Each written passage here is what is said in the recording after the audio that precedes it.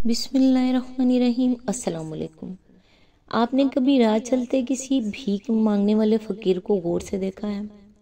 कैसे वो हर आते जाते इंसान के सामने खैरात के लिए हाथ फैलाता है, कितनी मिन्नतें करता है, कितने वास्ते देता है, कैसे अपनी कमजोरियां बयान करता है, रोता है, गिड़गिड़ाता है, बल्कि पीछे ही पड़ जाता है तो सामने वाला कुछ ना कुछ उसके कशकोल में ज़रूर डाल देता है।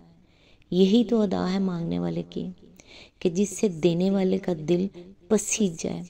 हाँ, बिल्कुल ऐसे ही अपने रब से मांगा करो, आजिज़ी से, मोहब्बत से, रोते हुए, गिड़गिड़ाते हुए, अपनी कमज़ोरियाँ बताते हुए, उसकी तारीफ़ बयान करते हुए, और मुसलसल मांगते रहो।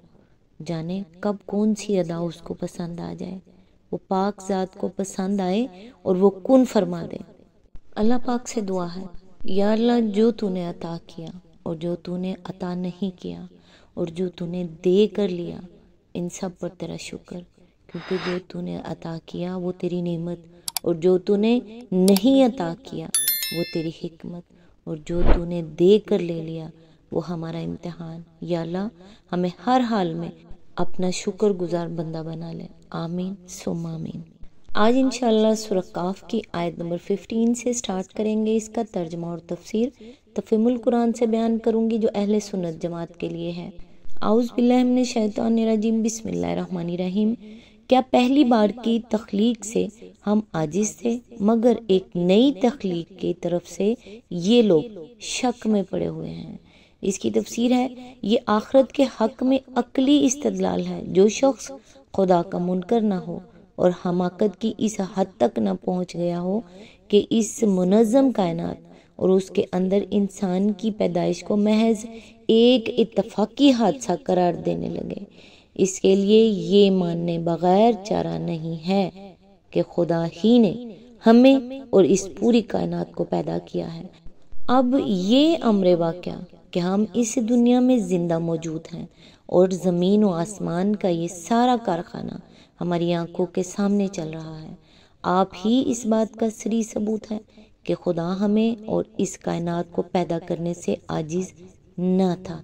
इसके बाद अगर कोई शख्स ये कहता है कि क़यामत बर्पा करने के बाद वही खुदा एक दूसरा निज़ाम आलम ना बना सकेगा और मौत के बाद वो हमें दोबारा पैदा ना कर सकेगा, तो वो महज एक खिलाफ अक्ल बात कहता है। खुदा आजिज होता तो पहले ही पैदा ना कर सकता, जब वो पहले पैदा कर चुका है और उसी तख्लीक की बदौलत हम खुद वजूद में आए बैठे हैं, तो ये फर्ज कर लेने के लिए आखिर क्या माकूल बुनियाद हो सकती है कि अपनी ही बनाई हुई चीज को तोड़कर फिर बना देने से वो आजिज हो जाएगा। आयत नंबर 16। हमने इंसान को पैदा किया है और उसके दिल में उभरने वाले वसवसों तक को हम जानते हैं। हम उसकी रगे गर्दन से भी ज्यादा उससे करीब हैं। इसकी तफसीर है, आखिरत के दलाइल बयान करने के बाद अब ये फरमाया जा रहा है कि तुम चाहे इस आखिरत को मानो या इसका इनकार करो, बहरहाल इसको आना है और ये एक ऐसा अम्र वाक़ई है जो तुम्हारे इनकार के बावजूद पेश आकर रहेगा।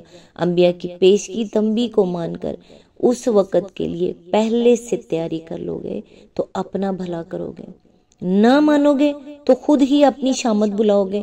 तुम्हारे ना मानने से आखिरत आते आते रुक नहीं जाएगी और खुदा का कानून अदल मुअत्तल न हो जाएगा।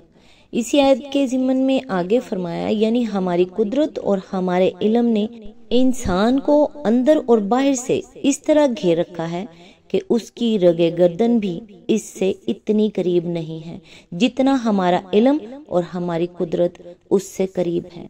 इसकी बात सुनने के लिए हमें कहीं से चलकर नहीं आना पड़ता, इसके दिल में आने वाले ख्यालात तक को हम बराह रास्त जानते हैं। इसी तरह अगर इसे पकड़ना होगा तो हम कहीं से आकर इसको नहीं पकड़ेंगे, वो जहां भी है हर वक्त हमारी गिरफ्त में है, बस जब चाहेंगे उसे धर लेंगे। आयत नंबर 17।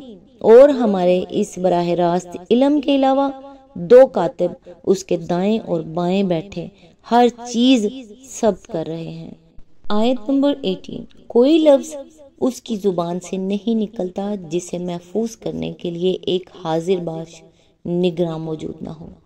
اس کی تفسیر ہے، یعنی ایک طرف تو ہم خود براہ راست انسان کی حرکات و سکنات اور اس کے خیالات کو جانتے ہیں، دوسری طرف ہر انسان پر دو فرشتے مامور ہیں جو اس کی ایک ایک بات کو نوٹ کر رہے ہیں اور اس کا کوئی قول و فعل ان کے ریکارڈ سے نہیں چھوٹتا۔ اس کے معنی یہ ہیں کہ جس وقت اللہ تعالیٰ کی عدالت میں انسان کی پیشی ہوگی، اس وقت اللہ کو خود بھی معلوم ہوگا کہ کون کیا کر کے آیا ہے، اور اس پر شہادت دینے کے لیے دو گواہ بھی موجود ہوں گے جو اس کے اعمال کا دستاویزی ثبوت لا کر سامنے رکھ دیں گے، اور یہ دستاویزی ثبوت کس نوعیت کا ہوگا اس کا ٹھیک ٹھیک تصور کرنا تو ہمارے لیے مشکل ہے، مگر جو حقائق آج ہمارے سامنے آ رہے ہیں انہیں دیکھ کر یہ بات بالکل یقینی معلوم ہوتی ہے کہ جس فضا میں انسان رہتا ہے اور کام کرتا ہے، اس میں ہر طرف اس کی آوازیں، اس کی تصویریں اور اس کی حرکات و سکنات کے نقوش ذرے ذرے پر ثبت ہو رہے ہیں، اور ان میں سے ہر چیز کو بینہ انہی شکلوں اور آوازوں میں دوبارہ اس طرح پیش کیا جا سکتا ہے کہ اصل اور نقل میں ذرا برابر فرق نہ ہو۔ انسان یہ کام نہایت ہی محدود پیمانے پر آلات کی مدد سے کر رہا ہے، لیکن خدا کے فرشتے نہ ان آلات کے محتاج ہیں، نہ ان قیود سے مقید۔ انسان کا اپنا جسم اور اس کے گرد و پیش کی ہر چیز ان کی ٹیپ اور ان کی فلم ہے، جس پر وہ ہر آواز اور ہر تصویر کو اس کی نازک ترین تفصیلات کے ساتھ جوں کی توں ثبت کر سکتے ہیں، اور قیامت کے روز آدمی کو اس کے اپنے کانوں سے اس کی اپنی آواز میں اس کی وہ باتیں سنوا سکتے ہیں جو وہ دنیا میں کرتا تھا، اور اس کی اپنی آنکھوں سے اس کے اپنے تمام کرتوتوں کی چلتی پھرتی تصویریں دکھا سکتے ہیں جن کی صحت سے انکار کرنا اس کے لیے ممکن نہ رہے۔